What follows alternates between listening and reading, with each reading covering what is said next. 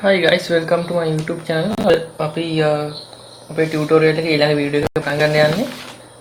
හතරවෙනි වීඩියෝ එකේ අපි කරන්න යන්නේ ෆෝම් එලිමන්ට් එකක් කොහොමද දාගන්නේ කියලා.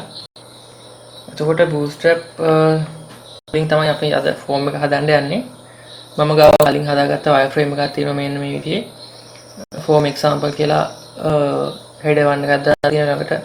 name, age, address, date of birth වගේ මෙතෙන් මම බලාපොරොත්තු වෙනවා date එක තෝරන්න පුළුවන් item එකක් දාගන්න. ඒ වගේම මේ form එකට අමතරව selection එකක් හදාගන්න විදිහත් මම කියලා දෙන්න බලාපොරොත්තු වෙනවා. හරි. මම VSCode වලින් code window එක open කරලා තියෙන්නේ. HTML file එකක් තියෙනවා මම ගාව this. මේ file එකේ අපි මුලින්ම පටන් ගමු. wireframe එකේ තියෙන හදන්න පටන් ගන්න. form example කියන එක header one එකෙන් code කරලා තියෙන අපි ඒක දාමු. body එකේ center විදිහට header one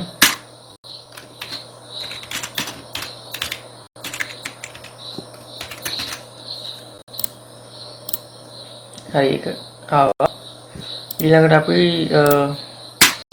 form element එක open කරගමු. form element එක open කරගන්න form කියලා type කරලා මෙතන VSCode එකෙන් අපිට උදව් කරන මොන method එකද අපි ගන්න කියලා දැනට form get එක දාමු.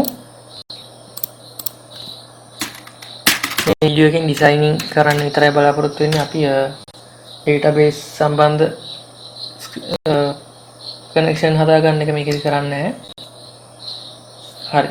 wireframe එකට අනුව name සහ ඒක නම type කරන්න input element එකක් දාගන්න ඕමනයි. අපි ඉස්සෙල්ලාම div එකක් ගන්නවා container කියලා. අපි කලින් වීඩියෝ එකේ කතා කරපු විදිහට container එකක් අපි ගන්නෙ දෙපැත්තෙන් ඉඩ හදාගන්න. ඒ කියන්නේ ටිකක් මැද කරගන්න මේ විදිහට. නැත්තම් container එකක් ඇතුලේ ගත්තේ නැත්නම් එහෙම මේ name එක මේ පැත්තට ගොඩක් යනවා වැඩි. එතකොට කතා වෙබ්සයිට් එක ඒ නිසා අපි container එකක් ඇතුලට ගන්නවා. මේ container කියන class එක bootstrap එකත් එක්ක වෙන class එකක්. ඒ නිසා මම කලින් කියලා දුන්න විදිහට මේ විදිහට bootstrap ඔයගොල්ලෝ script කරගෙන තියාගන්න ඕනේ ඔයගොල්ලන්ගේ HTML page එකට. container එක ඇතුලේ මම තව divisional tag එකක් ගන්නවා row කියලා. row එක ඇතුලේ මම ගන්නවා column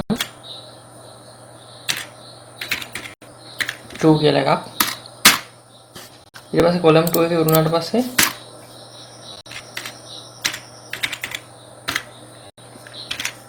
දොළහෙන් දෙකක් අඩු කරගහම ඉන්නේ 10. කියන්නේ සාමාන්‍ය page එකේ column 12 එකක් තමයි තියෙන්නේ. හරි. column 2 එකේ මම දාගන්නවා ඉස්සෙල්ලාම name කියලා. අපි බලමු එනවද කියලා මේක. එනවනේ. හරි. ඊළඟට column 10 එකේ මට දාගන්න ඕනේ input එකක්. ඒක අපි දාගන්න මෙන්න මෙහෙමයි. input කියලා ගහපුවාම මෙතන අපිට වෙනවා VSCode වලින් අපිට උදව් කරනවා තෝරගන්න. අපි බලමු මේ තියෙන input text කියලා එකක් තියෙන. ඒක ක්ලික් කරපුවාම ඒක ඔටෝමැටිකලි එනවා. හරි. ඊළඟට අපි මේකම අපි දාගන්නවා ආයමත් age address වගේ ඒවට මේ row class එක පිටින්ම අරගෙන කෝඩ් කරලා ගත්තා නම් හරි.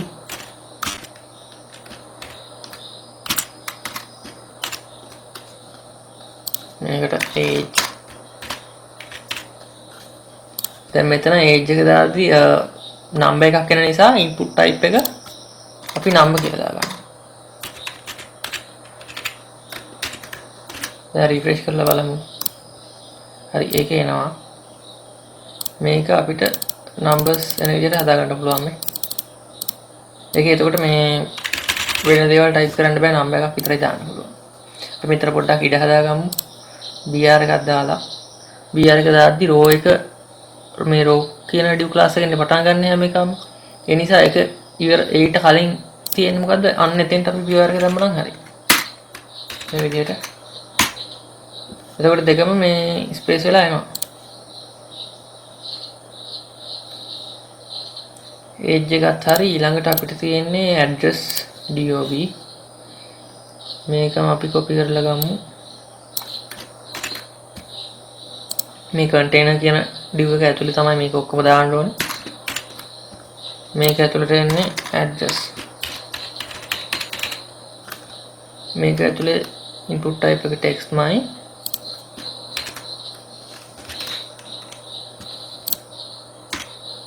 ඒකටත් br එකක් දාන්න වෙනවා මෙතෙන්ට ඊළඟට මෙතෙන්ට එන්නේ date of birth නේ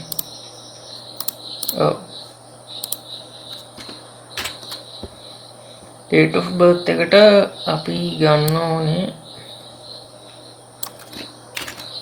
date එකට හරියන එකක් ඒ කියන්නේ input type එක date කරන්න ඕනේ date time නෙමෙයි date ඊට පස්සේ save කරලා ගමු මේ තියෙන්නේ මේකට address කියලා ඇවිල්ලා තියෙනවා අපි ඒක වෙනස් කරගමු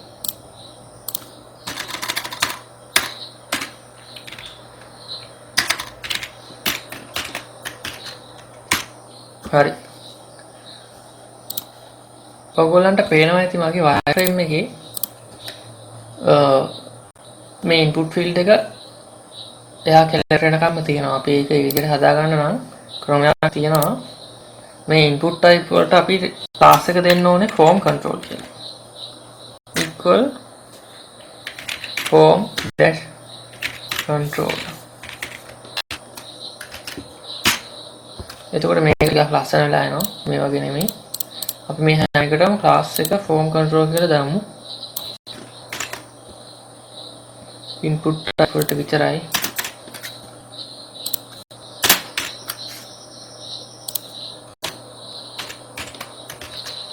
බලන්න හරි මේක ටිකක් දිගට එනවා අවුලක් නැහැ මොකද form එක හදාගද්දී අපි submit button clear button දාද්දී සහ form එකෙන් ඊට අපි කවදා හරි දවසක මේකට server side එකට යද්දී මේ ඔක්කොම form control තියාගෙන ඉන්න ඕනේ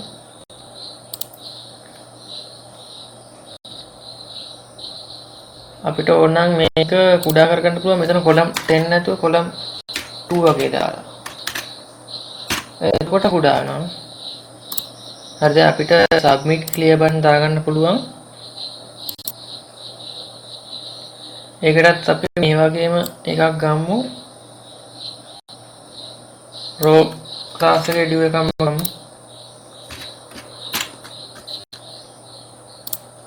මේක හිස්ව තියෙන පළවෙනි column එක ඒකට හිස්ව තියලා ඊට පස්සේ මේක දාගන්න 10ක් විතර මේ column එක එතකොට මේක එතකොට හිස් වෙනවා column 10ක් මේ අතර හිස් වෙනවා ඊට column දෙකට තමයි අර බටන් එක එන්නේ එතකොට මේ alignment ගන්නට හැදෙනවා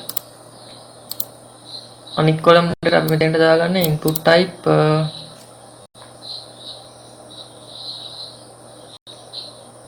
submit කියන එක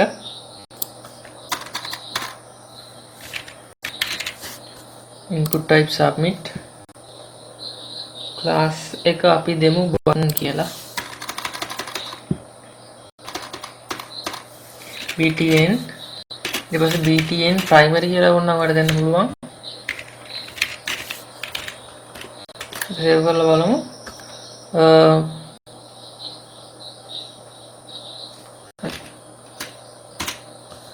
ඉතින්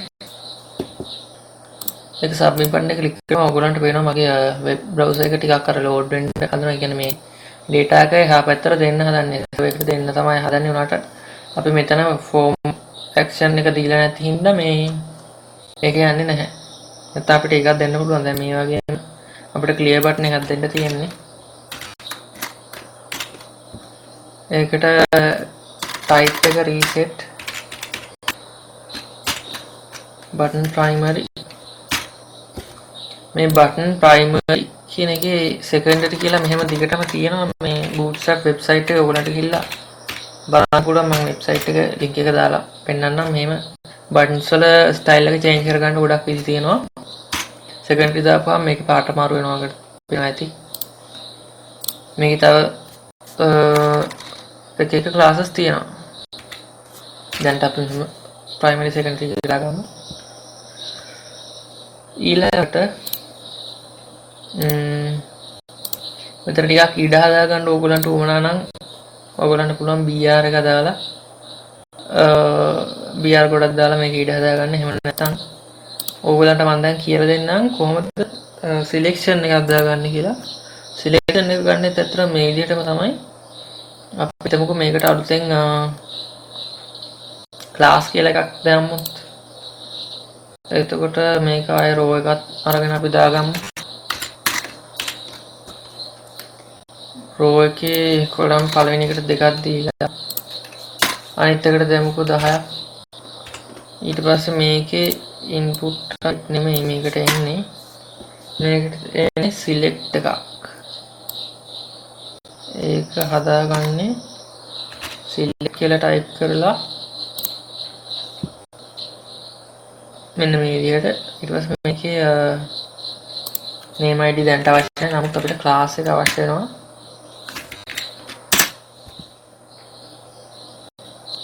form select කියන එක තමයි දාන්න ඕනේ.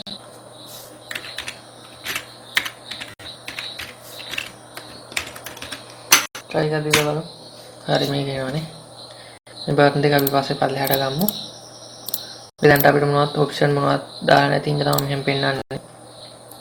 මේ බටන් දෙක අපි පල්ලෙහාට අරන් යමු.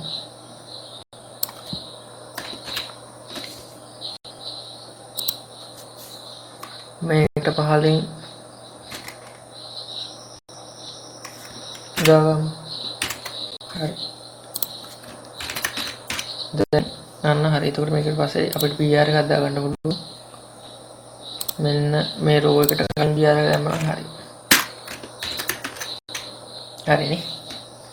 හරි දැන් මෙතෙන්ට අපි බක් හරි දෙමු. ඒ වගේම මේකට selection option දාන්න මම දැන් කියලා දෙන්නම්. select එකට පස්සේ option කියලා තමයි අපිට එන්නේ මේකේ option.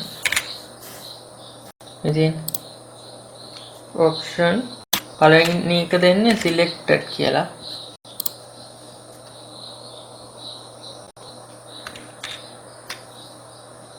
අපි එකට දෙමුකෝ first කියලා. ඊට පස්සේ දෙවෙනි එකට දෙන්නේ option value කියලා.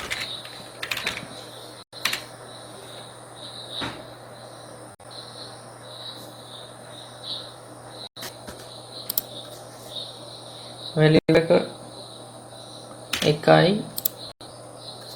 ඒකට අපි දෙමු second කියලා. මේ වගේ තව 3-4ක් ගත්තාම හරි.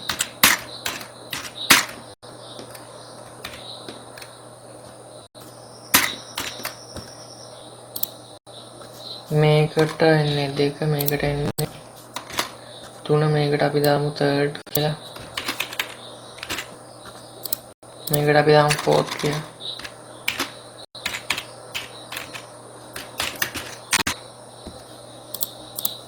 ඒක හරියටම නෑ. මේකේ අපි select එක close කරන්න ඕනේ. close select.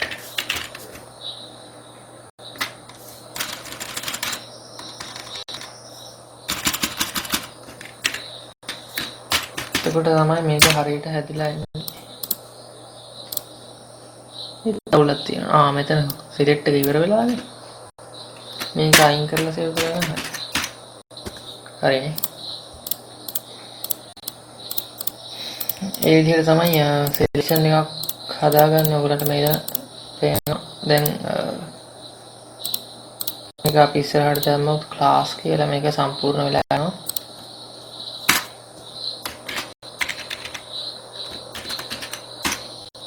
හරිනේ. අපි ඊළඟට බලමු මේ form example එකේ මේ තියෙන විදිහට මේ font එක පොඩ්ඩක් වෙනස් කරගන්න හැටි. ඒකට මම වෙනම class එකක් ගන්නවා.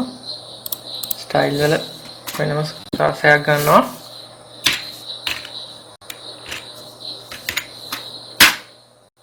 ඒකේ අපි දාමු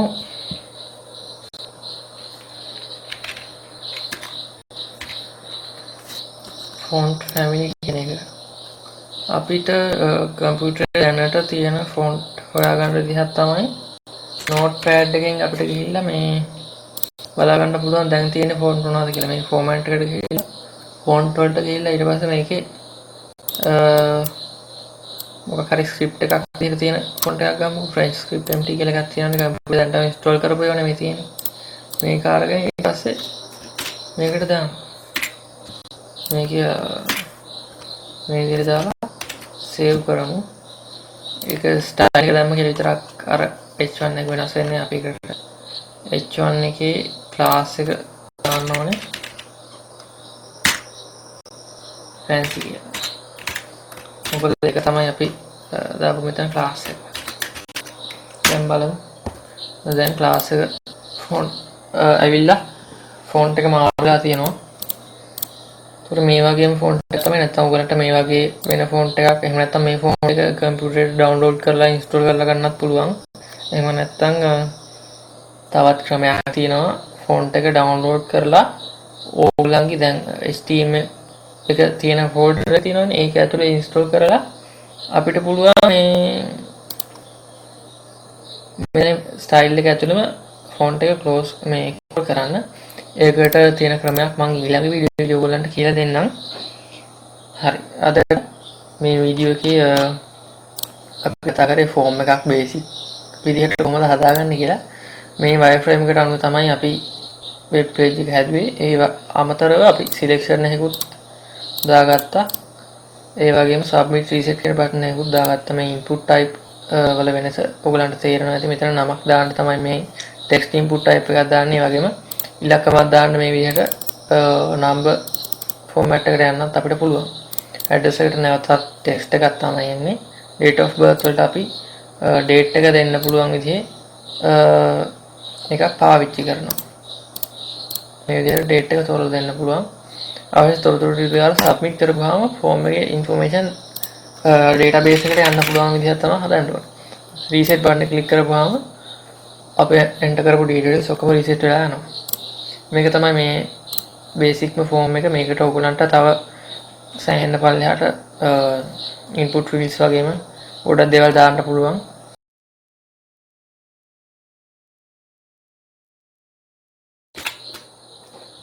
Hello guys, අද වීඩියෝ එක මෙතන ඉවර වෙනවා. මේ පාඩමේ ඔයාලට තේරෙන්නේ නැති යමක් තියෙනවා නම් කමෙන්ට් සෙක්ෂන් එකේ ඔයගොල්ලන්ගේ ප්‍රශ්න මට ඉදිරිපත් කරන්න පුළුවන්. මගේ YouTube channel එකේ මීට කලින් මම කරපු පාඩම් වීඩියෝ 3ක් ඔයාලට හොයාගන්න පුළුවන්. ඒ වගේම මේ channel එකට subscribe කරලා channel එකට support එකක් දෙන්න අමතක කරන්න එපා. එහෙනම් අදට වීඩියෝ එක ඉවරයි. ජය වේවා.